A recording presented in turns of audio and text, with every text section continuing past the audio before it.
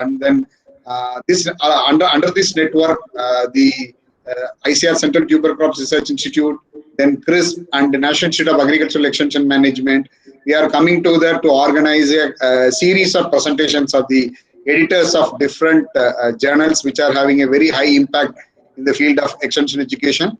And we had one program a few weeks ago by Dr. Val Snow, by the Chief Editor of Agricultural Systems, the LCVH journal. And as a follow-up, Dr. Kristin Davis, she is the editor of International Journal of Agricultural Education and Extension of Taylor Francis. She consented to be to give a presentation today.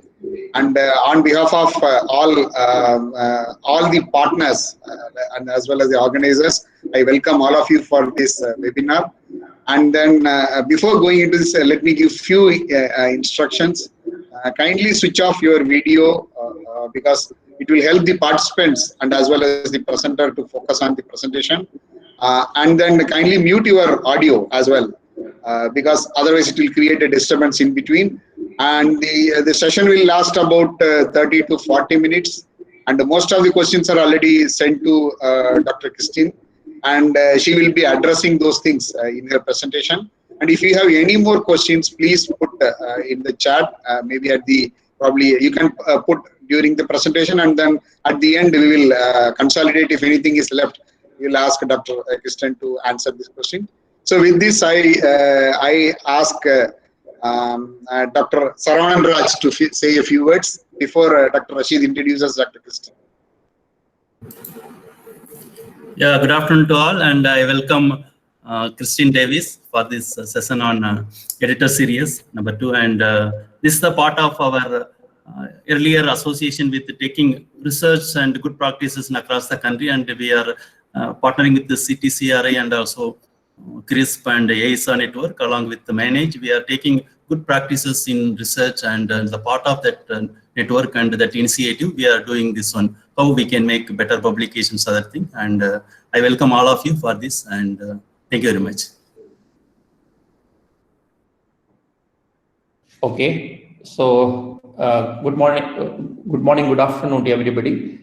My task here is to introduce the speaker. I am Rashid Suleiman. I work with the Center for Research on Innovation and Science Policy and also coordinate the agricultural extension in South Asia.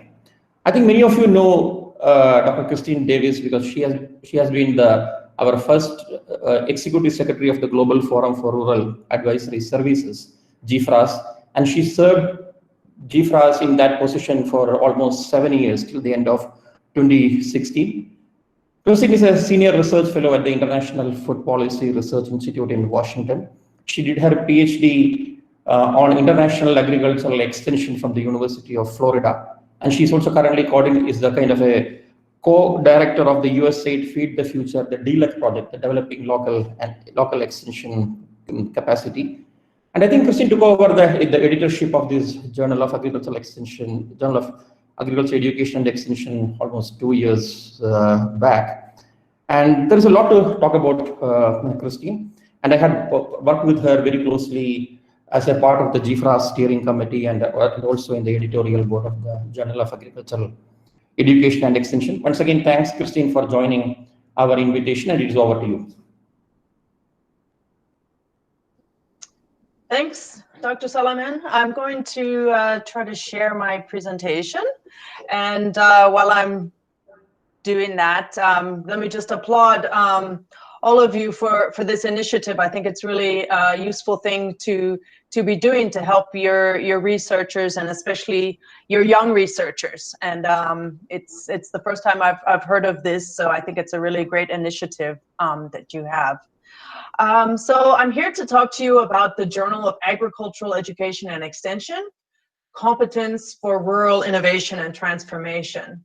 So along with myself, Professor Lawrence Clerks from Wageningen University is also an editor-in-chief. So we actually have 2 editors-in-chief, along with a series of editors. And I'll walk you through the process of how we assign the editors, and then they assign the reviewers, and we review papers. But we have currently 6 additional editors in addition to Professor Clerks and myself.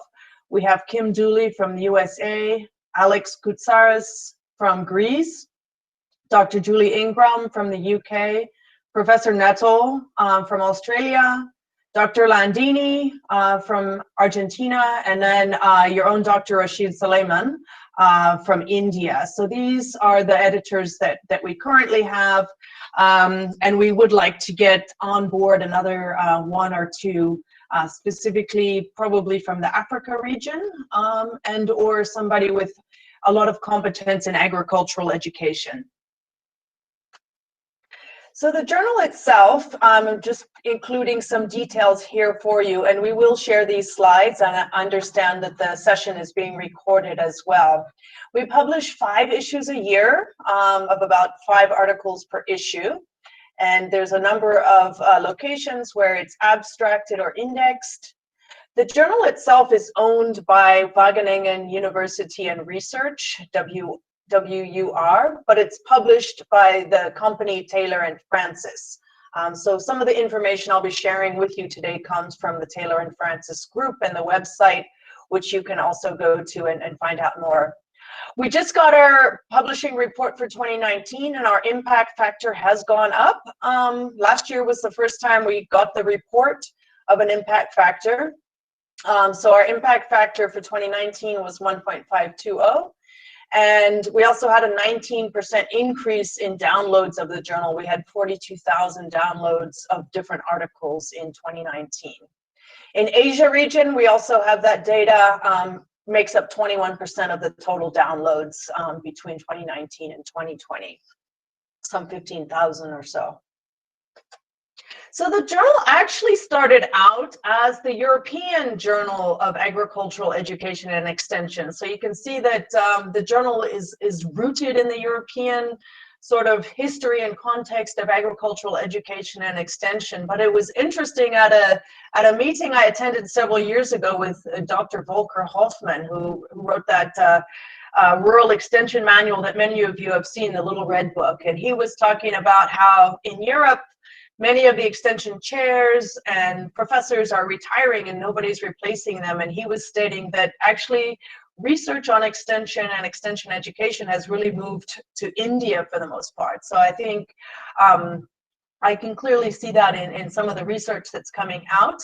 But I'm just showing you here that our sort of traditions and the way the journal operates has been rooted initially in the European tradition, but it's currently, since 1998, got this tagline on the end: competence for rural innovation and transformation. So over the years, the journal's moved from a focus just on agricultural education and extension. It's become more of a forum to publish on agricultural innovation, competence building, entrepreneurship more generally. And we do see submissions coming from all around the world, although some regions are a little bit underrepresented, for instance, Latin America, which led to a special issue that I'll mention to you later. Now to the aims and scope. So our audience, of course, is experts in agricultural education and extension.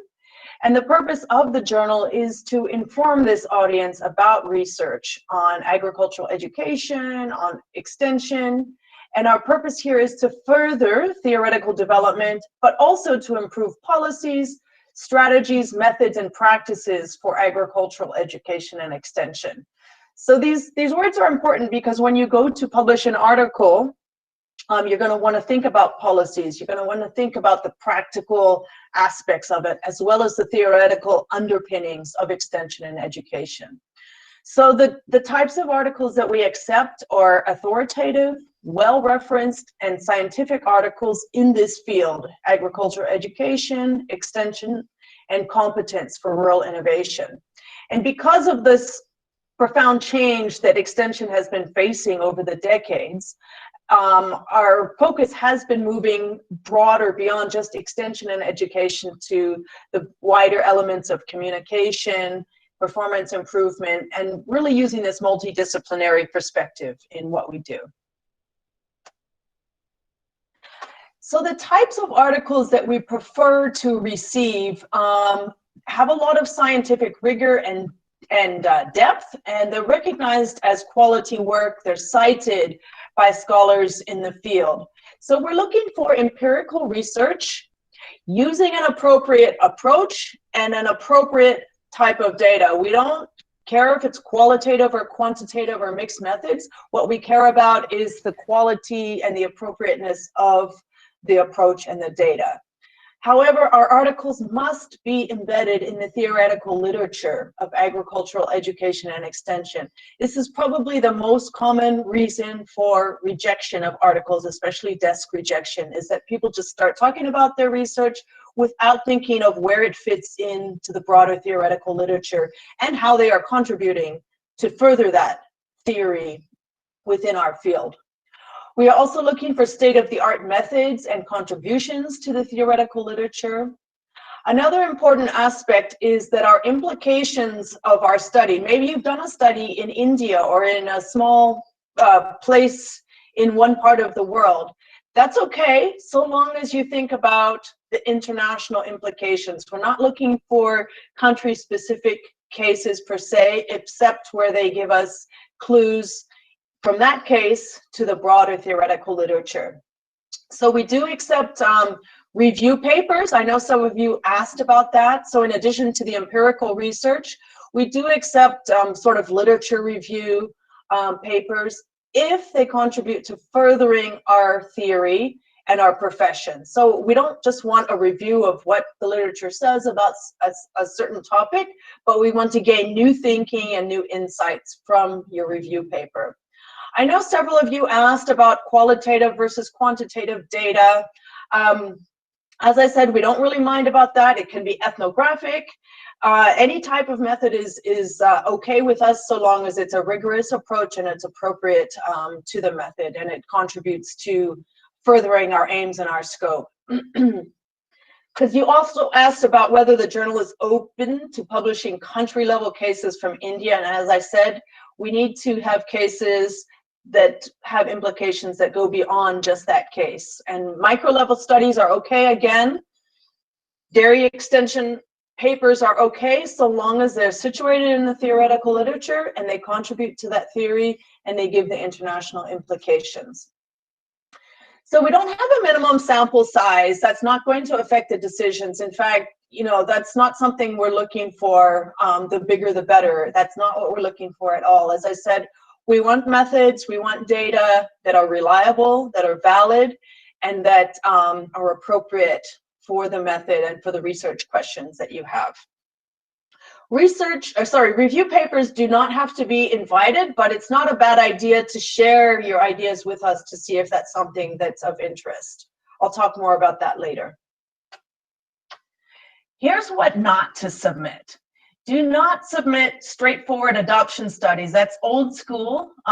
There's been a lot of research on that. So unless you're contributing something new to the theory, something new to the methods, we're not looking for simple adoption studies. We get a lot of papers from a certain country in Africa that's always about, you know, how many men and how many women and what was the demographics, but without saying anything new or interesting for our field. So we're not looking for simple, straightforward adoption studies. We're not looking for studies that are not based in current theoretical frameworks and don't add to the literature. Also, the studies need to be somewhat innovative in terms of methodology, state of the art in terms of either your approach or your findings. It can't just be the same old studies that have been done many times over. We don't want studies of relevance to just one country. And so once you have your findings, you need to talk about what that means for the rest of the world. We don't want studies that aren't contributing to practical effectiveness of ag education and extension, and we don't want studies that have no policy relevance. What we do is strongly encourage authors to look at existing articles in the journal and review earlier work so that you can position your work in line with the theoretical debates that are within the journal and within the field as a whole. There's some really excellent articles, editorials from my co-editor-in-chief Lawrence Clerks on this subject, which I'll share with you in a minute. Other questions that were asked before the before we came here today is whether you could publish articles in extension research that are more related to family, health, well-being, other than agriculture. And again, that's fine with us, so long as you meet these criteria listed on the slide. Just to show you here the total submissions and also the total submissions from India. This is for 2018, 2019, and then 2020 to date. So in 2018, we had 11 submissions from India, 11 in 2019, and we've had 14 so far this year. But in total, you can see we're already up to 163 submissions for 2020, and we're only halfway through the year. This is a sort of impact of getting our impact factor, and so there's a lot more people interested and a lot more people submitting to the journal, and I'm going to tell you what that means for desk rejection in a minute. So our acceptance rate, basically from 2018 through now, year to date, 2020, is a roughly 72%. So we reject about 72% of the articles that are submitted. As you can imagine, we get a lot of articles. It's a big process to go through the review and get the comments from everybody.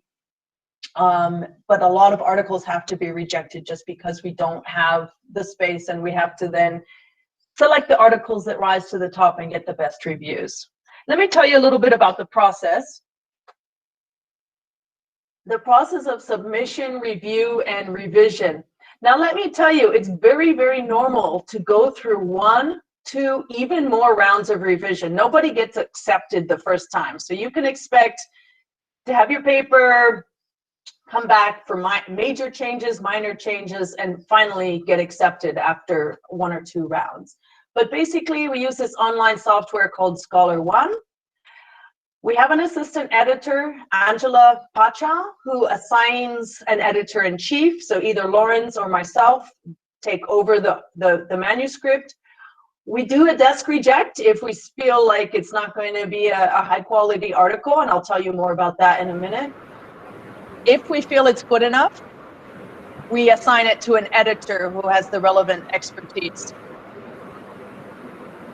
Is there a problem with the sound, or shall I go on? Madam, I think you need to represent it. I think someone had disturbed it. Sorry? Please present once again, ma'am. That means we have to go back to the same slide. The process of submission? Yes, from there. Okay. So let's restart the process of submission slide, which I think is being shown. Can you share your screen again, Kristin? Okay, let me stop sharing and then I'll share it again because it never stopped sharing for me.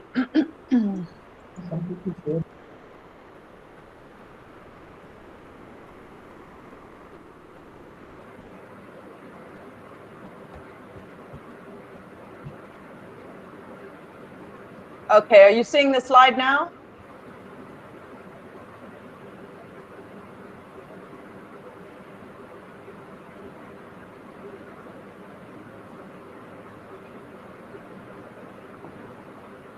Can you see my slide? Yes, ma'am.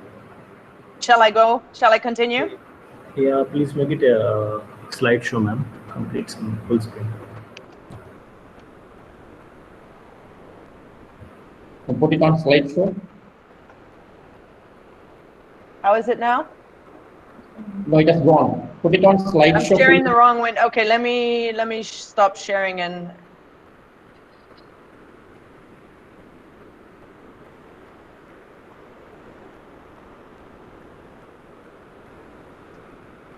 How's that?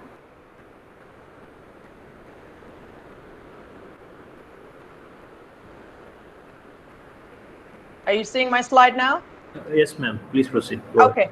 Okay, thank you. Okay, so let's start this again. I'm showing a slide that is showing the whole process of submission, review, and revision. And as I mentioned earlier, it's quite normal to go through 1, 2, even more rounds of revision of your manuscript. Nobody gets accepted the first time.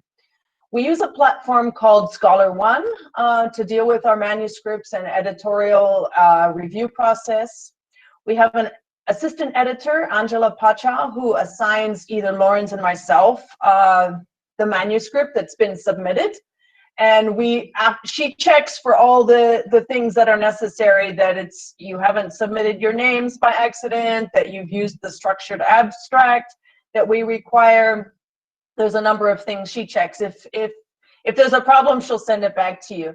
She'll then send it to Lawrence and myself. Number 3, the editor-in-chief will then either desk reject if it's not seen to be of high quality, or we assign it to one of our 6 editors with the relevant expertise. There's also a number of special issues going on from time to time, so those are usually special editors doing that. I'll talk about that in a minute. The editors are the ones who then assign the reviewers suggested by Scholar One, and we use at least 2 reviewers. 3 is even better, but it depends on the paper and the editor as well. Then your paper is going to get either accept, minor changes, major changes, or reject recommendation. But that recommendation is made by the editor to myself or Lawrence as the editor-in-chief, and we make the final pronouncement on the article. Of course, then the authors are usually revising the article, and then it goes back into that whole process again, where the reviewers and the editors look at it again and make another recommendation on the manuscript.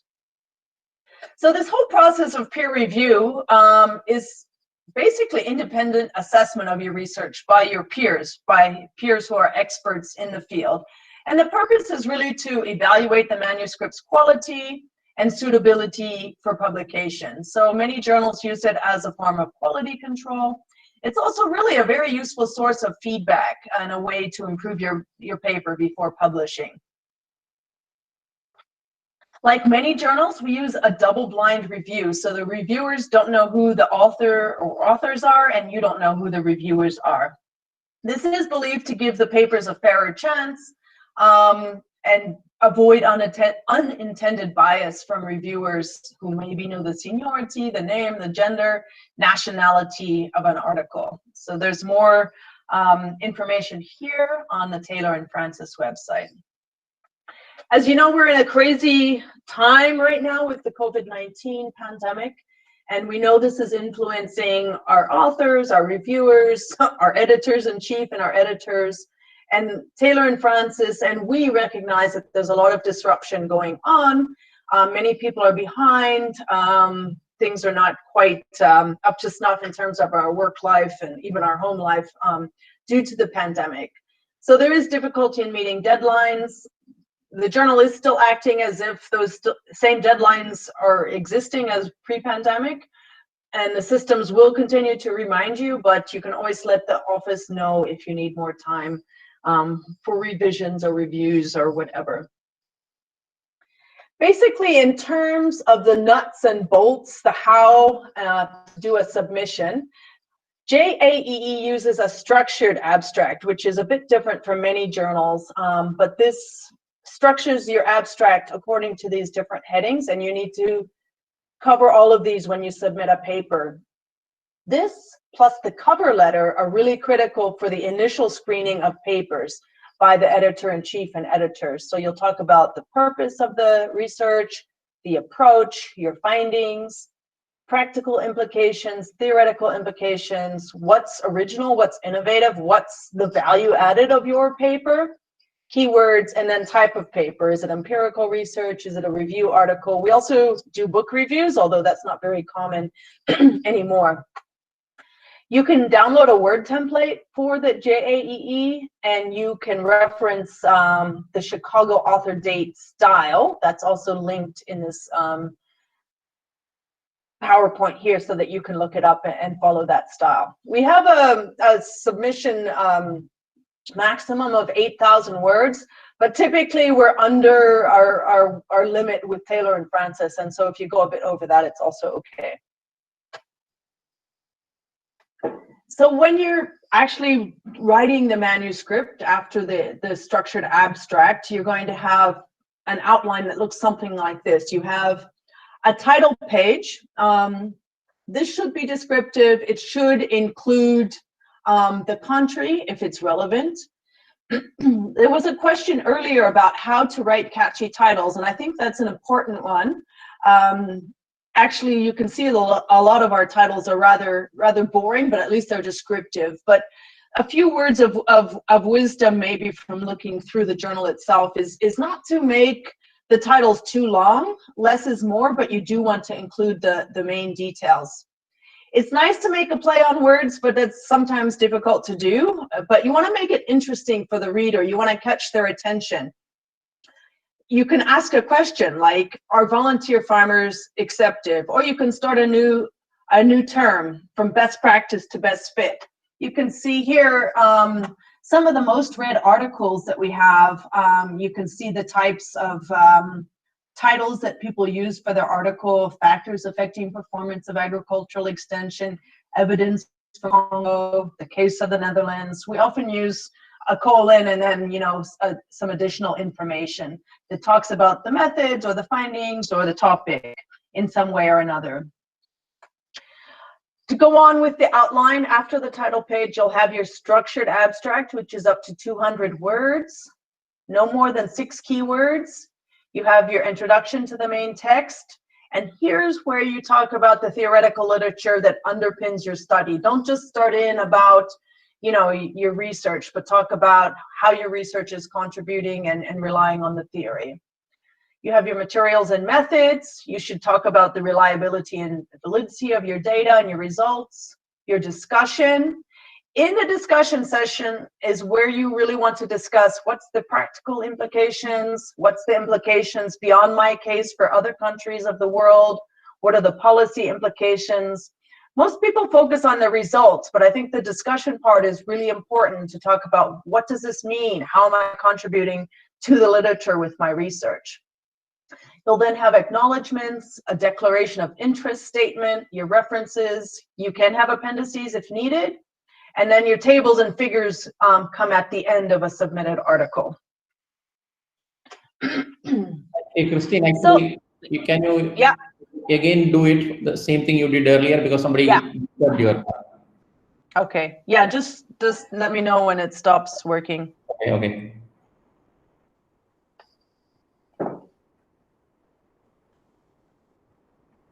Are there any questions we want to answer while? No, I think you'll be answering it. Somebody asked about the kind of the fees for publishing, but I think I'm fees, sure. Okay, yeah, I think we're coming to that. Yeah, okay, so you should be seeing a slide that says average speed of article submission. Yes, yes. For some reason, Taylor and Francis reports the speed from when an article is accepted and goes into the system to when it's actually published. So that's talking about only like 20 days or so, which is way down from, you know, a few years ago when it used to take 80 days for this to happen. But looking back, we have an issue coming out next month. So I think this is of more interest to you. So the people who have their articles coming out in September, they submitted anywhere between 10 to 17 months ago. They submitted their initial article. Of those 5 articles, 3 of them were revised twice and 2 of them were revised once. So these people in the 10 months to 17 months, they've revised their article 2 or 3 times. So it's obviously a lot of work. It takes a little while to happen.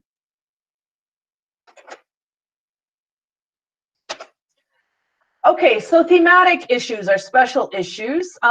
These come out as the need arises, as people express their interest. Sometimes they come out as a result of a conference, and sometimes just a special thematic issue that's of relevance today. For these to happen, they have to, of course, fit the aims and scope of the journal, be of current relevance.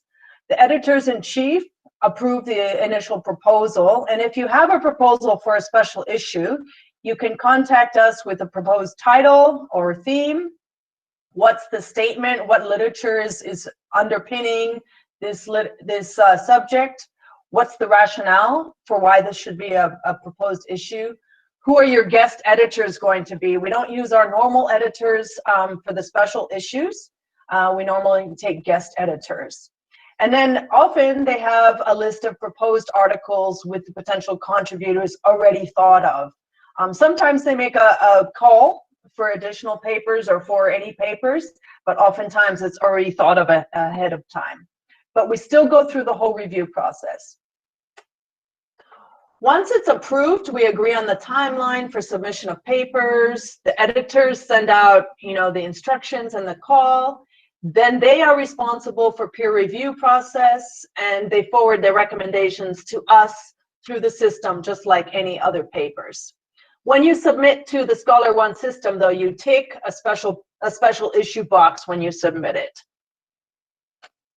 Here's some examples of special issues, and I believe Dr. Suleiman was involved in this first one on gender inequality in ag extension in 2013. We also had this special issue on Latin America because we felt they were a bit left out of the journal back in 2016. The European Seminar on Extension Education, ESEE, has done several special issues. They did one in 2019 for the 2017 conference, and they're currently working on one now from the 2019 conference. We also just published early this year a special issue on community resilience, looking at disasters and things like that with agricultural education and extension. We have several coming out on special projects that are going on within Europe, one on farm demonstrations and one on micro-AKIS, agricultural knowledge and information systems. These are both going through the process of development at the time. So let's talk a bit more about desk rejection, because I know this is an important topic for many of you, and I know I've had it happen to me myself. It's not fun to happen, but you can often learn from it.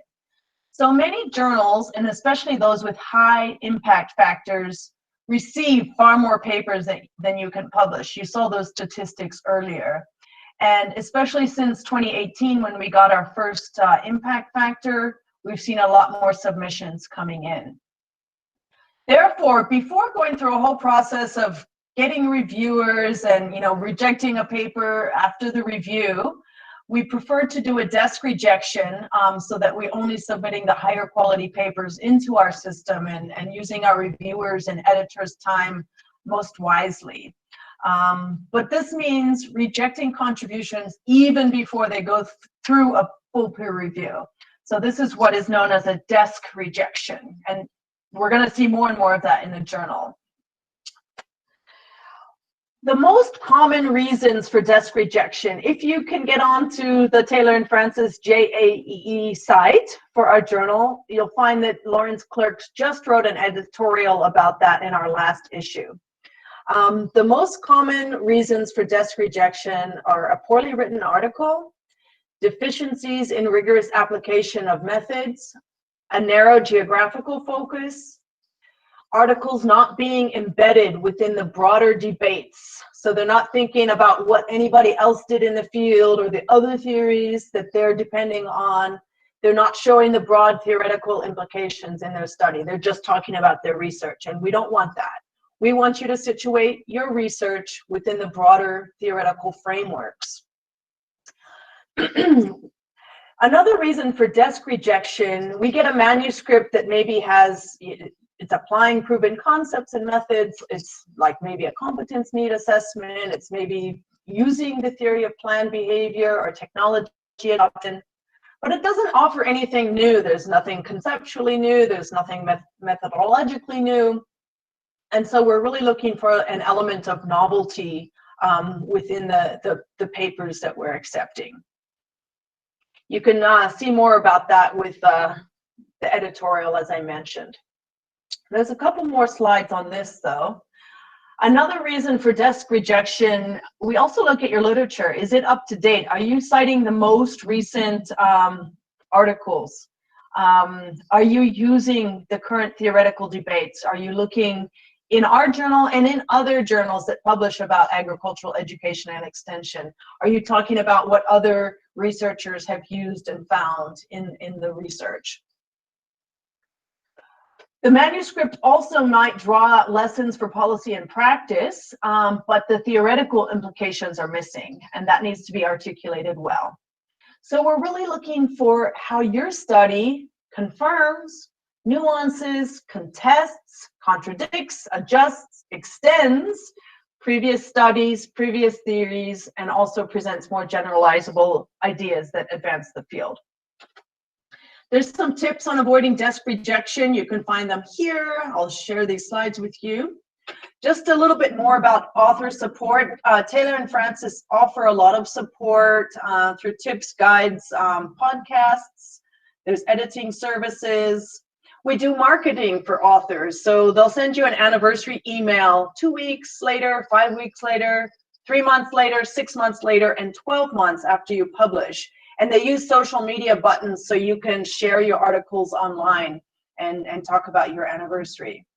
But for those of you who need some additional support, Taylor and Francis does offer support in support for researchers in lower middle income countries. There's some free online courses in research writing and proposal writing, and it's free to enroll for researchers in developing countries. You can click those links there. Also for the Global South, we have special terms for authors and researchers, so you can get free access to articles across subject areas, and you can get vouchers to access some of the Taylor and Francis journals for free.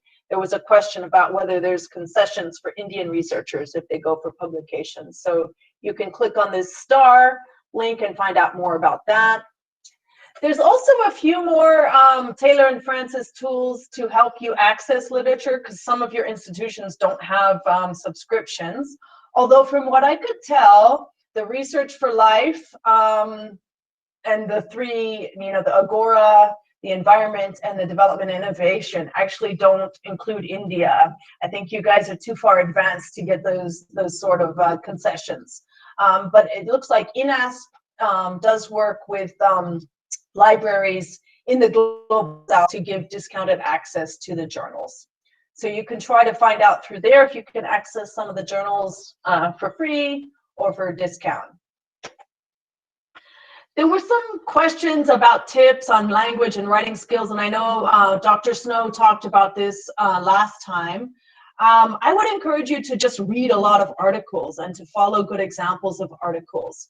Find a colleague who's good at English writing and editing.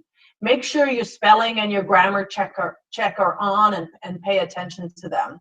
And then just be aware of some typical differences when you're writing for an international audience. I noticed, some people use more or less articles like a and the when they're writing or not from the Indian context. You also want to keep it simple. Pay attention to your structure. Have a clear message and keep to that message throughout your article. Know what you're saying and then tell the people about it and then summarize it at the end. You can also attend a free course to get help with writing. There's information here about the authorship, but due to time, I'm going to skip that. But there's rules about who should be an author from Taylor and Francis. You can read about that on the website. And then just a few things to be aware of, copyright issues, citation manipulation is something that Taylor and Francis are concerned with. Duplicate submission, you can't submit to more than one journal. Plagiarism, including self-plagiarism, and then any sort of unethical research are things to look out for. You can find more about this on the Taylor and Francis website. There were some questions about plagiarism, and I'm pretty sure all of you know, you could define what plagiarism is, but in essence, is this somebody else's idea? Did somebody else say this? If so, you should cite it. When in doubt, you should reference. Even if you're paraphrasing, putting it in different words, you still need to cite the idea. And don't ever copy word for word unless there's a good reason to put a quote in an article. If you do copy word for word, you of course have to cite the source as well as the page number, and never ever cut and paste. in anything. JAEE can do a plagiarism check if it's suspected, and in the future we're going to be doing it automatically with all accepted articles. You do have free plagiarism checks online, and it's actually something useful to do, even for your own self-plagiarism, because I've actually had articles, you know, highlighted where it's like I was citing myself but not actually referencing myself, and you need to cite yourself if you're using ideas from a previous article and so forth. The Journal of Agricultural Education and International Agricultural Education and Extension has a paper on ethics of self-plagiarism. Some final tips on getting published. Check our aims and scope on the website, fill the instructions, follow the instructions to authors carefully, and in your cover letter to the editor, specifically say what's special about your article, why is it relevant, what are you contributing that's new and interesting to this field. If you get a paper with revisions come back, you need to respond to the reviewers with a table showing what's their comment, how did you respond, and then refer to the page number so they can clearly see how you responded to their valuable comments. And then of course, fill out the structured abstract very closely. I'm gonna move on now. I know there's questions from participants. I'm gonna start with the ones that we already collected through the form. I know people asked about the review papers. Anybody can submit a review paper, but as I said, it's good to check with the editors to make sure it's relevant. Now, the payment for publishing or membership subscription, no, you don't have to pay to publish your article in JAEE. It's free to publish. However, if you do want to do open access, there are charges that apply, and they're rather steep, although I think you would get a discount coming from a developing country. You can check into that. And you don't need to be a member to publish with JAEE. Another question was asked about similarities and differences between society-owned journals and a publisher-owned journal like the JAEE. The Association for International Agricultural and Extension Education, AIAEE, publishes a journal called the JIAEE. So that's managed by an editorial board, and what they do with their editors is they have a 3-year cycle where they have an executive editor, a managing editor, and a past editor. And every year they cycle one step up until they become the past editor, and then they step down. So that, you know, it's a 1-year volunteer position, and you're in the editor position for 3 years, but you learn a lot as you're doing it. And of course, it's volunteer run. And this journal has decided to become completely open access. So if you are looking for articles in the field, you can look into that one as well. The JAEE, as I mentioned, owned by Wageningen, published by Taylor and Francis. We have a board of editors. The editors-in-chief have no term. You know, Martin Mulder ran it for 14 years or so. We do get a lot of support from Taylor and Francis, and there is a small stipend for the assistant editor, but the rest of us are all volunteers with JAEE. There was then a question about predatory journals and whether it's good to cite a paper from them. So it's hard to know what's a predatory journal, but these are some clues that it might be. You've never heard of them. They're looking for you. They're actually begging you to publish with them. That doesn't really happen with most journals. So if people are begging you to publish, I ignore them. I get emails like that every day. Mostly these journals accept your paper rather fast. There might be no review or very limited review, and then they ask you for payment, and that's why they're called predatory, because they're trying to get young researchers to pay them for a quick review. They often accept fake and very low quality papers. They often have fake editors, and they really claim high impact, even if they're a brand new journal. Don't cite them. It's going to lower the standards of our profession and our field, and it's not useful citing from such a journal. A few more questions before I turn it back to our organizers. You asked about new trends, new methods. I think things keep going around and coming around. There's some things that are new and there's some things that are recycled. Certainly digitization, non-contact extension and disasters are all very hot now because of COVID, but also issues like inclusion. How do we reach women? How do we reach youth? How do we sustain extension services through private sector extension are all hot topics. Both old and new methods, randomized controlled trials is being used more and more, quasi-experimental methods. Excuse me. Social network analysis is a really interesting sort of approach to use because extension is such a social field. Action research, it's not new, but I think it's very, very useful because it's something that's very practical and will be taken up by people because it's being used as you're doing it. And then systems research is quite interesting as well currently. And then there's a question about impact factor. Extension journals often don't have an impact factor. We were very pleased when JAEE got one because we're a very limited field. It's not a very big field. It's not like agricultural economics or something like that. It's quite a narrow field, and so it's hard to get a lot of citations that give you the impact factor. You can find more information on this slide. There was also a question about generalizability, which is essentially external validity. And it's sometimes tough with qualitative literature to get that. But you can think about this issue of transferability. How can your results be applied to other situations? Through using rich, thick description, maximum variation in the sample size. And I actually forgot to cite this slide, but I'll share you the qualitative methods book that I use for this.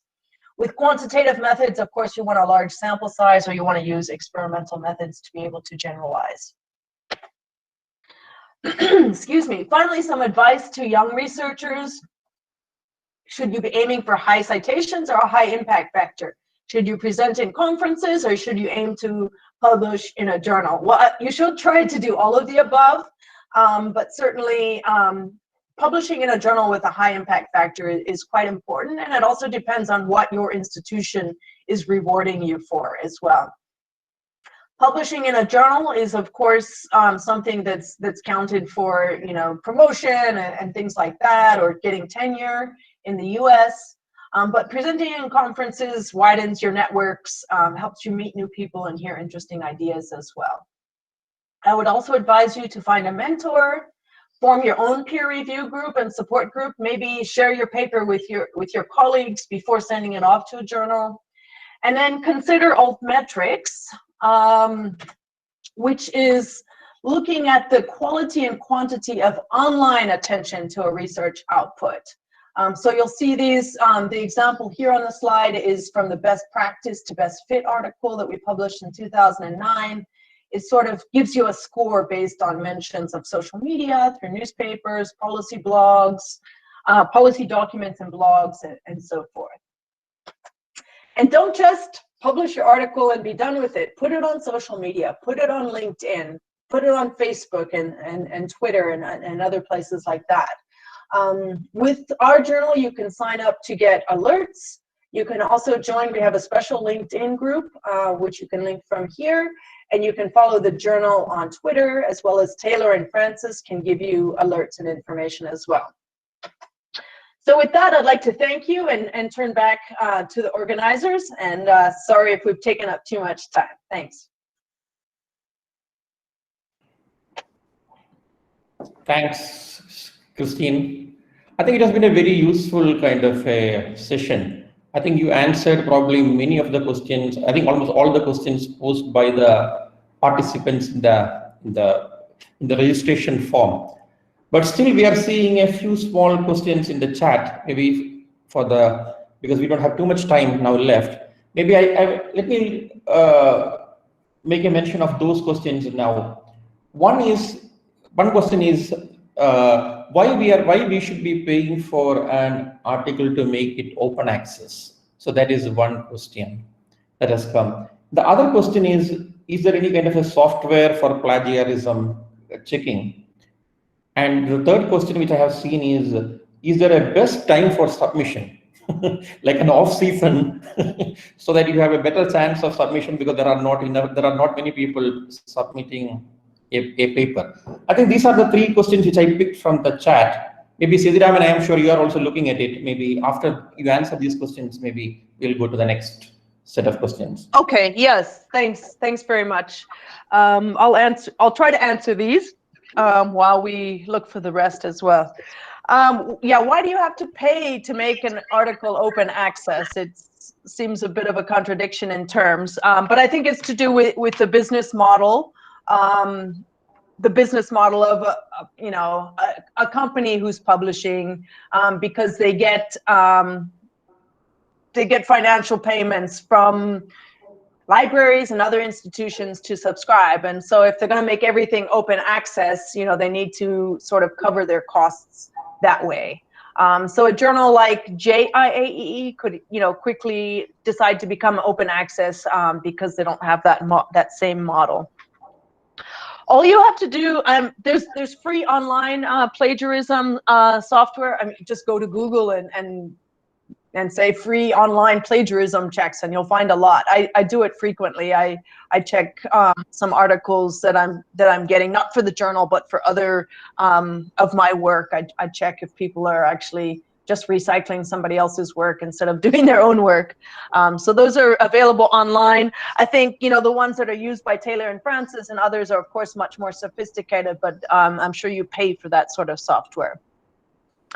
And then the best time for submission, that's a very good question, because I haven't looked at trends over different months of the year, but just be aware that people like Lawrence and many of the other editors are on vacation around August in the Northern Hemisphere, and then people like me and maybe Ruth Nettle are on vacation around December in the Southern Hemisphere. But other than that, I don't see a trend, with regard to academic year cycles or anything like that. I think the best thing is to get your paper up to snuff, and then make sure you have that cover letter to the editor, which makes it sound really enticing to us. Okay. Thanks. Sidiraman, do you have any other questions which you have spotted?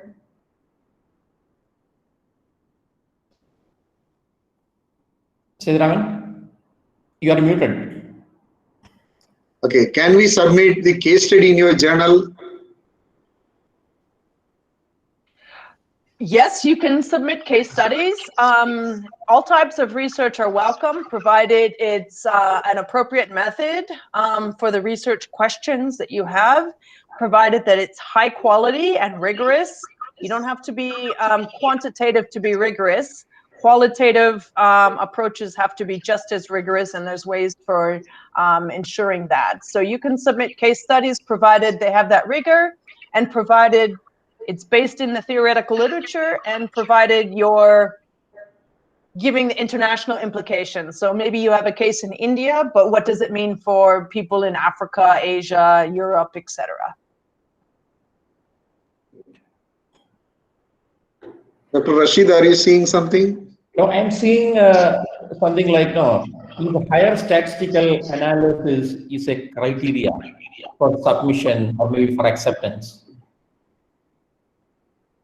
No, we are not an econometric journal. We're not looking for sophisticated methods. That's okay if you have sophisticated methods, but oftentimes you would want to submit an article using high-level, econometric methods to, I don't know, agricultural systems or an econometrics journal or something else.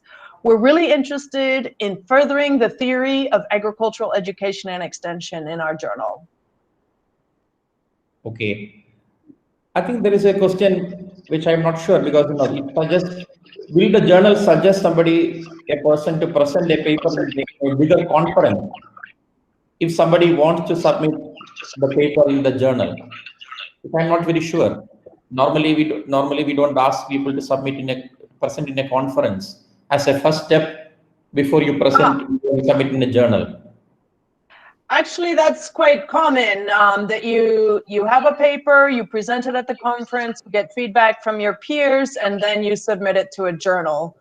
So if you can do that, I would do that, prior to submission. It helps to get additional feedback. And that's also the model we've used with the ESEE special issues. They've presented at the ESEE conference, and now they're submitting to the journal. Okay. But it's not a precondition in the sense that is the... No, it's not a precondition, no. Okay, okay. Siddharaman, is there anything important thing? There is a question about what about the e-learning studies using the technology acceptance model? Probably Dr. Kristin has already answered this question in her presentation. Okay, there is a question on English language editing and how fee of professional editing services is not affordable to many researchers in the South. So what is the way out for that? Yeah, it's tough. As I said, I think, there's several approaches you can take. You can read a lot of articles yourselves. You can find your own peers or people within your networks that are maybe good at that. So I think it's not necessarily necessary to pay the journal themselves for professional services, but you can probably find a cheaper model and an equally quality model, probably in your local context, I would say. Okay. Actually, there is a request that the participants to give your feedback on the session by filling up a form. Actually, the link is already provided in the chat. I'm not seeing any other kind of questions, but maybe because I think you have actually answered most of the questions in the presentation itself, because people have raised this kind of a question. And I'm looking at the time, so I think we are almost, it's at 3 o'clock now. We have a good 1 hour session. Maybe I think we should close the session. Siddharaman, do you have any final words to say before I close it formally? Yeah, it's a very good presentation. I am seeing a lot of even feedback also. There's a good feedback. Yeah, you can go ahead with the closure. Okay. So, Christine, I think I formally thank on behalf of the participants, one for the participants and other for the organizers. The ICR, CTCRI manage and Chris Pesa. We have been working together for the last few years in terms of strengthening research and capacity for evaluation. And I think I'm seeing Mahesh Chandar is there, one of our strong supporters for the Indian Extension Network side. So I think on behalf of all of us, we would like to thank you for agreeing to our request and presenting a kind of a very detailed presentation of how the whole journal works, which is a mystery for many of the young researchers, students, because nobody knows how basically, what happens to the paper after you submit the paper. I think so. It is a you provide a lot of very useful insights. You took time to help us in doing it, and I know you are very busy, and then sharing this kind of a time is your precious time with us. And thank you very much. And we will be sharing your presentation and the recording shortly to all the participants, and we will also share with you. And this will be also available in the ESA network page on our website. So thank you very much. Okay. Thanks, all of you. Bye.